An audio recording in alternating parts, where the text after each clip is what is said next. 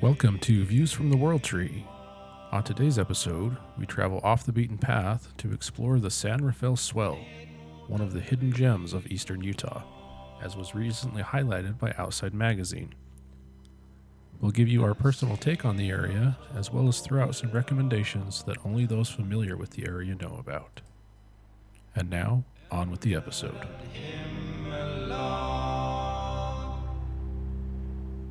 So for personal news this week, I think I am officially on Facebook's radar, as you know, in case I wasn't before.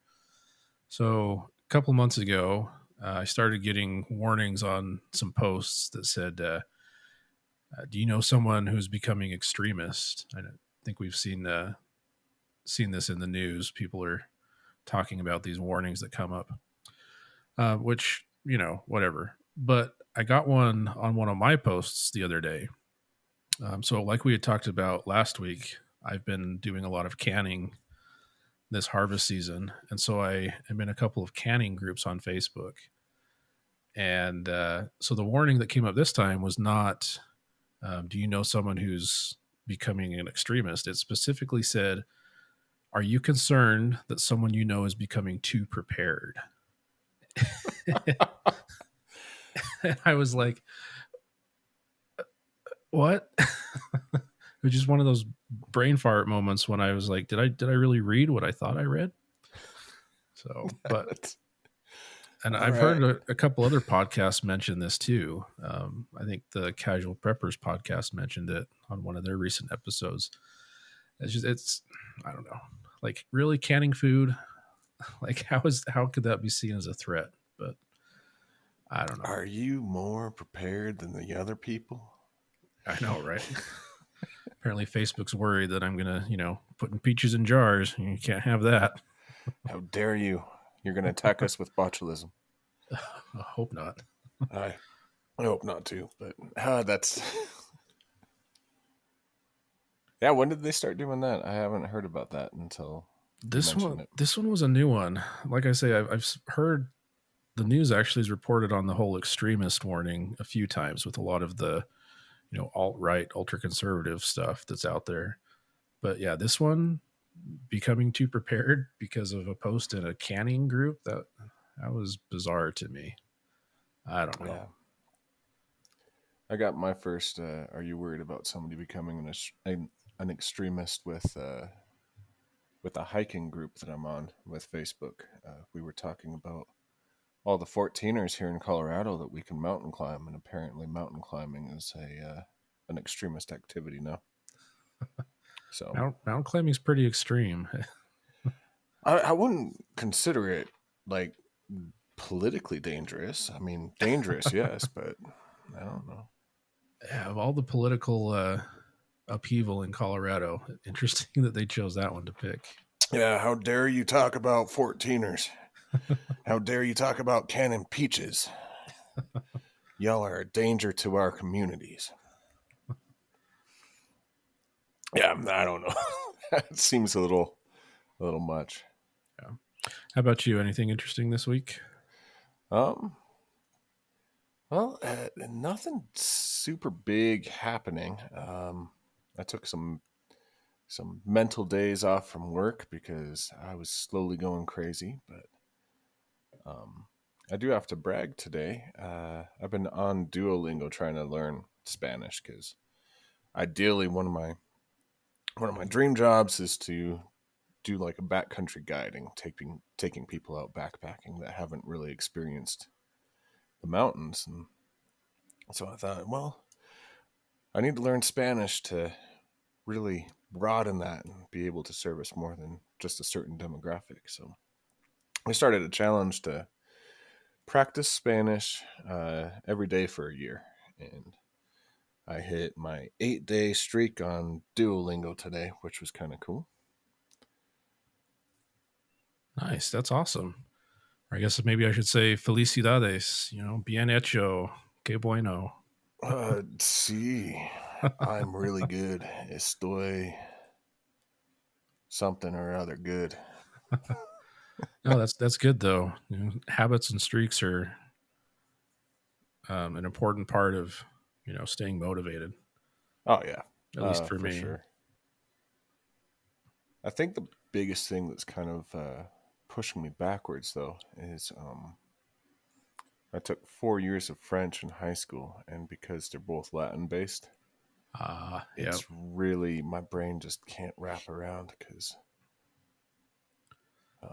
yeah, like una pluma versus un stilo. Like I always want to call a pen a stilo, un stilo, which is French, but yeah, I don't know. Yeah, that's rough. Yeah, I speak Spanish and Portuguese, and I mix them up all the time. I'm sure Well, French is similar. yeah, I'm sure you could probably pretend like you're just you learned it on the border of like Colombia and Brazil or something. I There don't you know, go. but What's that? like What's that country that's between Spain and France? Andorra, or is yeah, that from Star Trek? I think it's it's Andorra. You just pretend like you're from there, right? there. You go.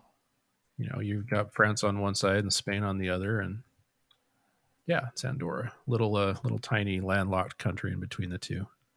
So you just got to figure out what accent they speak with and try and copy it.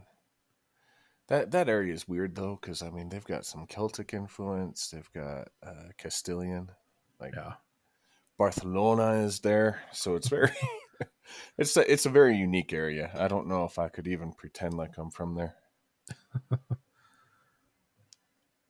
fun stuff.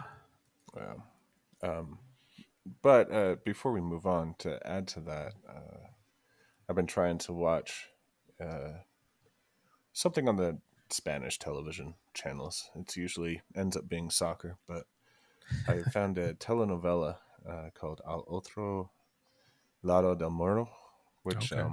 you can find on the Peacock streaming app, which is kind of cool.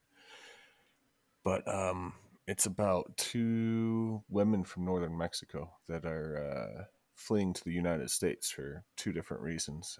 One of them is the wife of a politician who finds out that her husband is involved with human trafficking, and the other one is legally fleeing to the United States to better her life, and then finds out that her husband, boyfriend, I don't know, I've only watched the first episode, but finds out that he's got a whole nother family. He's got an American family and a Mexican family, and it's a side of life that I haven't seen. Very soap opera, which is kind of what telenovelas are. But I just thought I'd share that. It's kind of cool. Nice. Yeah, sounds like a good show.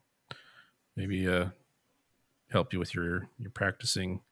I know for me, when I was learning languages, one of the hardest things was understanding people because you're, and this was back when I think I was listening to like language learning CDs. So this was before Duolingo, but you listen to that and it's very clear and enunciated, and then you actually talk to somebody that speaks the language natively, and they speak so fast, and you're just like, mas despacio, like slow down, please. Yeah, So good. Sounds like a good plan. I've noticed that at work. We've got two daytime custodians, and one of them's from Jalisco, and the other one's from Mexico City, Okay. and they both speak different dialects of Spanish. Mm-hmm. And just trying to follow one of them, let alone two of them that have different words for different areas. It's language is weird. It is. It's interesting. Yes, I see. Good news, everyone! So for current events this week, I had planned to talk about a headline I saw where Costco is once again rationing purchases, specifically limiting how much toilet paper you can buy. But instead, I think I want to talk about a movie that my wife and I watched last night called Free Guy.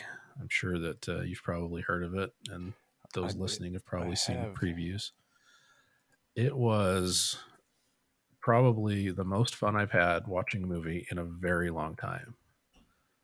So the premise is, so it stars Ryan Reynolds. The premise is that he is an NPC in a video game, so a non-player character or a computer character, and he works as a bank teller inside what is basically a fictional, movie world version of like Grand Theft Auto. And so it opens up and they're talking about like, oh, uh such and such happened, and they're like, oh, was that during the 4 p.m. robbery or the 2:30 p.m. robbery? Anyway, it was a lot of fun.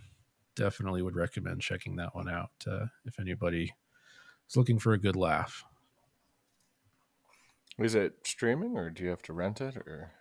It's still in theaters. I picked it up on iTunes. I purchased it on iTunes. Okay. It is technically a Disney IP, so I believe it's going to show up on Disney Plus at some point. I don't know the timeline, but it was excellent. Excellent movie. Yeah, I saw previews for that come out pre-pandemic, and it looked really good, but I kind of forgot about it. I was playing some games with some friends last night, and one of them was talking about it. And yeah, so I think it's funny that you ended up watching it at the same time that one of my buddies did. I guess I'll go. I was looking at the news app on my phone while I was on break today at work, and I saw that Microsoft is aiming to be the first tech company to go carbon negative by the year 2030. So in 9 years, they're hoping to actually take more carbon out of our atmosphere than they produce. And then by 2050, they're hoping to negate all the emissions that they've had since the company was founded in 1975. So I thought that was really cool. Some of the ways that they were thinking of doing it was doing some soil regeneration work in the heartland of America, expanding the forests in Peru. And then I didn't know about this, but there's this technology that I guess takes carbon out of the air and puts it into the ground in Iceland to let the volcanic processes of Iceland turn it back into rock. And I thought, man, we are living in a freaking science fiction novel at that point. What are your thoughts, Sid? Yeah, that's crazy. I didn't realize that something like that was possible. I wonder if if they leave it underground long enough, if it turns back into oil. Hey, But probably not, because I know oil is plant life, but maybe coal. Yeah, there you go. Yeah, that's good for Microsoft. You always hear about going carbon neutral, but carbon negative, that's definitely taking it one step further. So, good job, Bill Gates. Or I guess he's not the Microsoft guy anymore. I can't remember what his name is. It's that guy from India.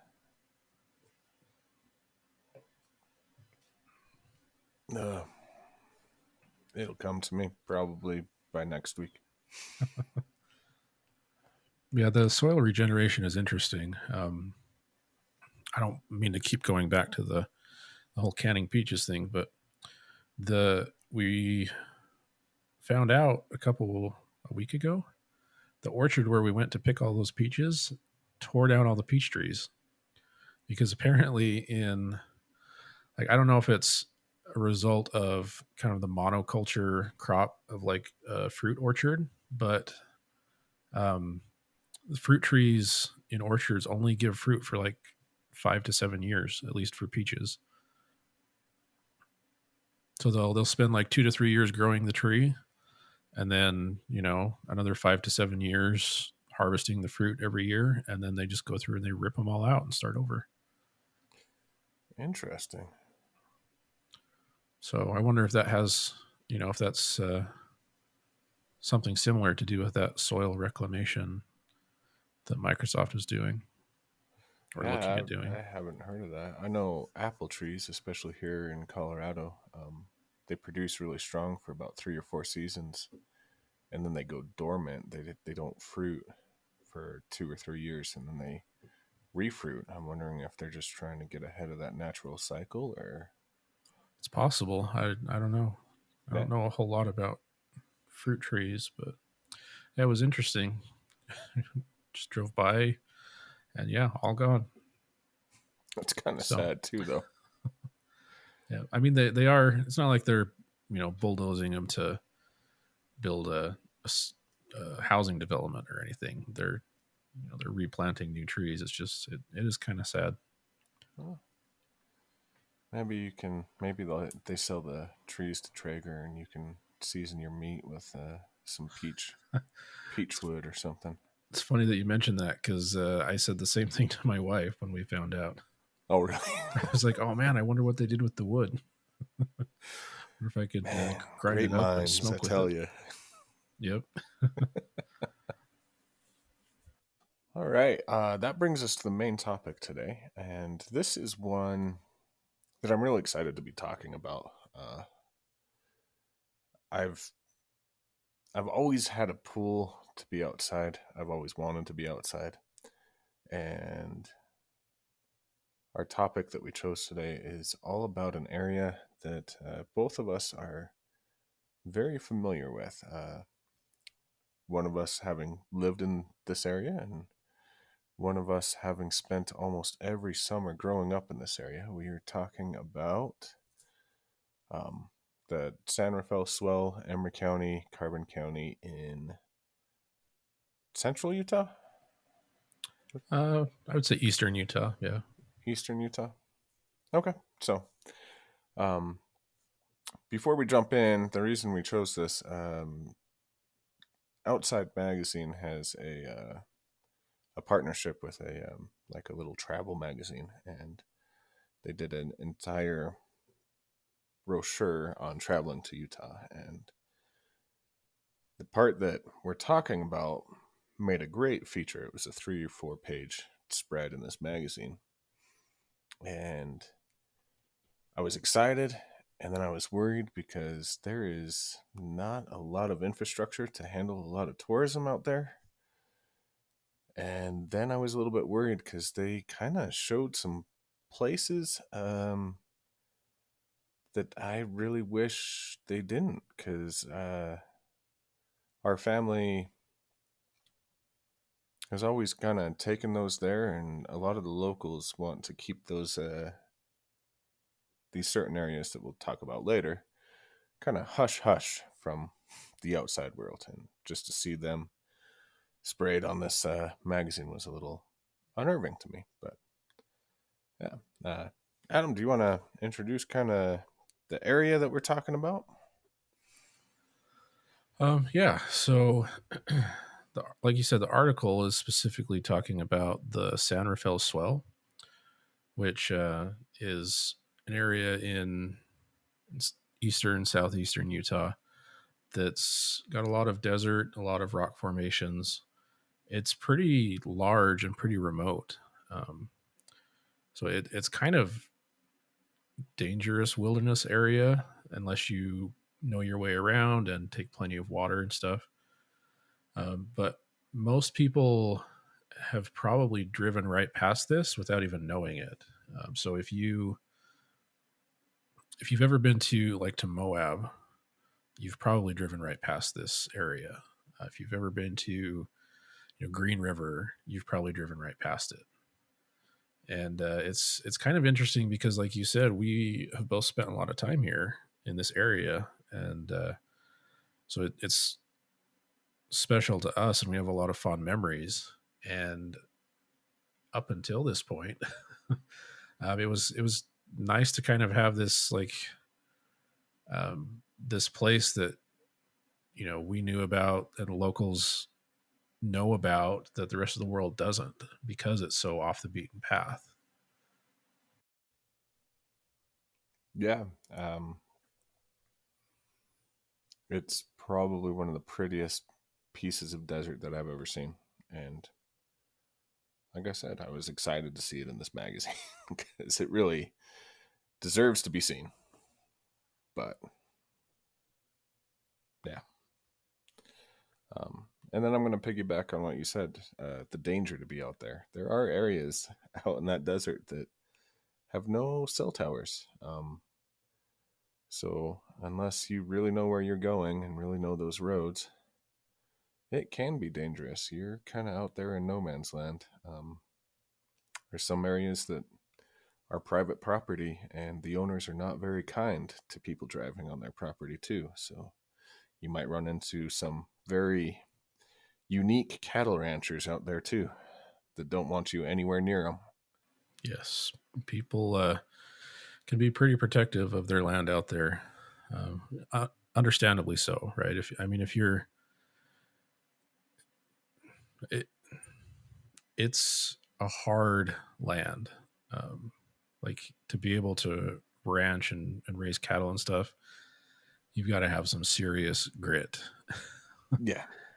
And so it's understandable that people would be protective of it because this is their livelihood. And I mean, because there's such little vegetation and such little water, like they need all the space that they have to be able to raise cattle and to survive. So That's the truth. Well, I was kind of thinking, now that we've dissuaded people from coming, let's kind of give an overview of all the reasons why they should come and enjoy this natural wonder. Because really, I don't want to send out the wrong message of don't come, it's locals only. I want people to experience it because there is like a strange healing power in the desert down there. So I will say on the I want to say it's the far western border of the swell. The article kind of pointed to this, so I don't feel like I'm giving anything away. There's some awesome cliff paintings from the Fremont tribe out there, and that's definitely a highlight for me. You can probably ask most locals with an open mind where they are, and they'll probably point you to them. I know the article kind of points to them, but yeah, that's probably one of my all-time favorite areas that they covered. yeah, there's a lot of Native American pictographs and petroglyphs and stuff out that way. So I'll kind of stay in the same vein and talk about one attraction that is not technically in the San Rafael Swell, but it's literally right next door. And that's 9 Mile Canyon, which is a little bit north of the swell. It's up by Price, and it has a little bit of a deceiving name. So if you do visit, please don't think that you're going to go and hike from one end of the canyon to the other in one day, because it is not 9 miles long. It's actually 46 miles, 46, 40, between 45 and 50. So it goes from Price to Duchesne, basically. And it's a beautiful area. Again, very remote, lots of slot canyons, risk of flash floods, but it has some of the most famous um, Native American artwork, like rock art in the world. And if you Google search it, you may not have known that that's where it came from, but you'll recognize the pictures. I guarantee it. Oh yeah, there's places that not a lot of people have gone that are just filled with Native American maps, paintings, pictures, talking about where the antelope are, where the deer hunting, best deer runs are. It's one of my favorite canyons. It's really cool. This area, also not part of the swell, but part of the counties that we're talking about, has been kind of it's turned into a mecca for rock climbers, especially boulders, and it's Joe's Valley. There's a reservoir just west of Orangeville, um, and it's got some of the best rock climbing um, in the Western United States, according to a lot of outdoorsy magazines. They really love this thing.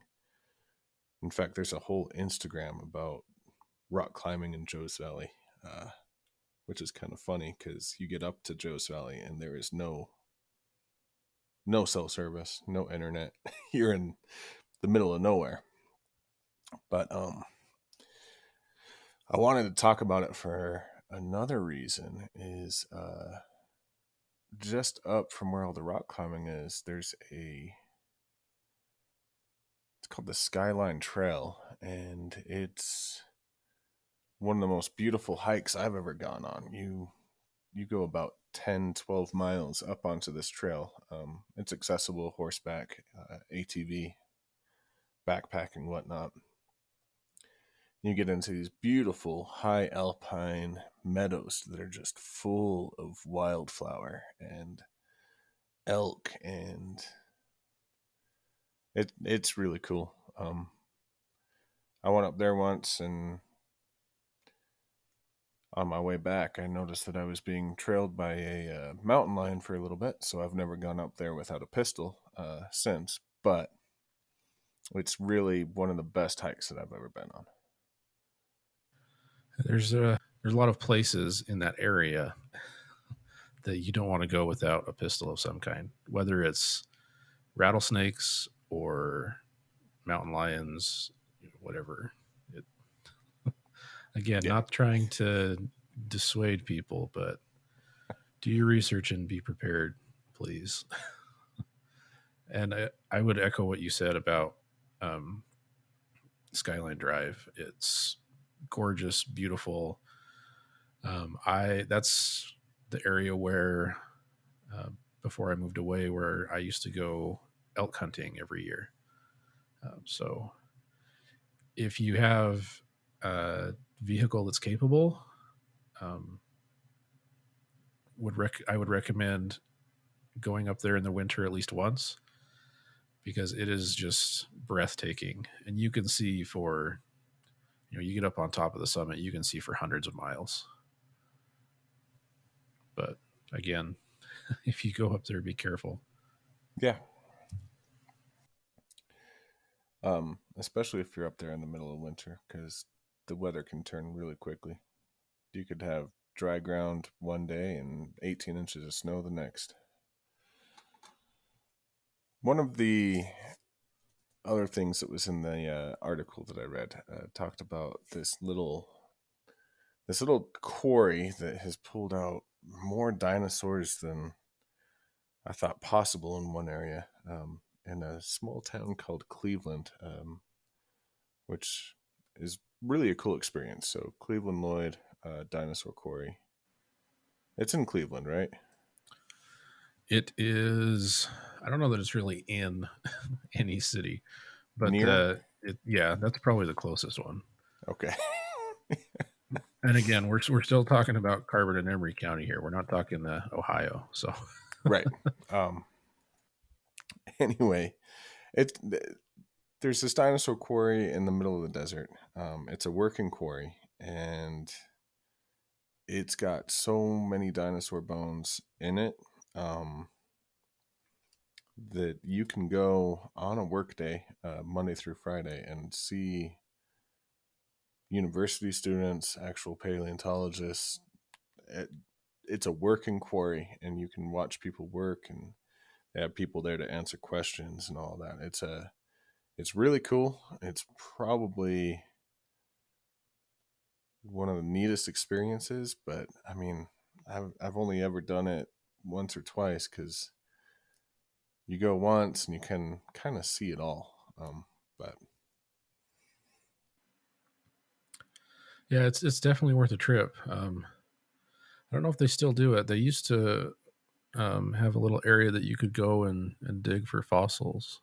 Um, Obviously, you're not digging on kind of the active site where they're working, but it was still a lot of fun. And one other thing to note, if you do decide to go, it does close for the winter.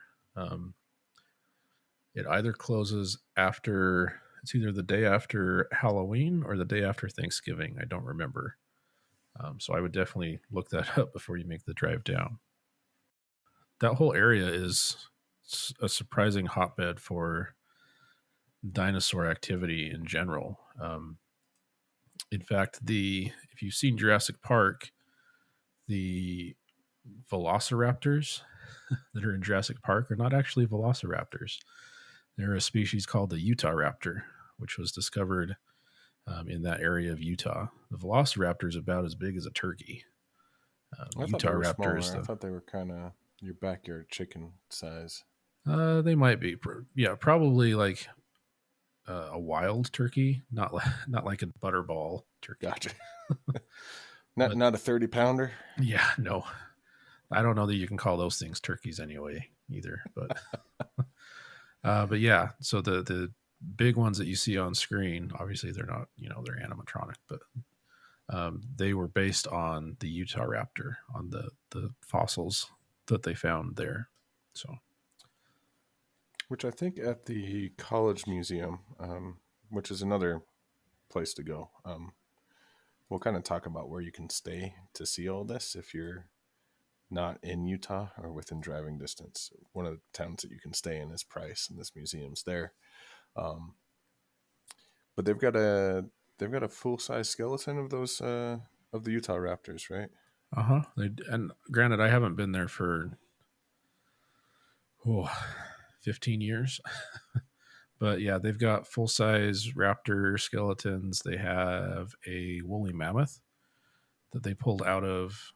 So there's a reservoir up Huntington Canyon in Emery County that they were building when they were building the dam. They found, I want to say it's the most intact woolly mammoth remains in the world. And so the reservoir is technically called Huntington Reservoir, but everybody, local calls it Mammoth Reservoir. Yep. I remember when they found that. That was big news. They had people from England, Germany, Russia were all coming out on that dig because it was such a scientific breakthrough. Yeah, it had like intact hair and all kinds of stuff. Yeah. So, anyway, I digress. Go on. So like we said, the prehistoric museum there is in Price, which is the county seat of Carbon County. It's probably the biggest town in the area, and it's not a big town by any stretch of the imagination. But College of Eastern Utah used to run the prehistoric museum, but that college was since absorbed into Utah State University, and now it's called Utah State University East, and they run the prehistoric museum there. Okay, so it's still university run. Yep, as far as I know. That's definitely one of my favorite museums that I've been to. It's so well done, and with all of the prehistoric stuff that you can find in this area, it's definitely worth a go just to see things that you don't see at normal museums. Another attraction that's in the area that people have probably seen, but may or may not have realized is down there, is a place called Goblin Valley. It's a state park. And if you've seen Galaxy Quest and the scene where all the little desert rocks are there, they're called hoodoos. That was filmed in Goblin Valley. And there's quite a few movies that have been filmed there. Maybe I should have looked up the list and come prepared, but there's almost too many to.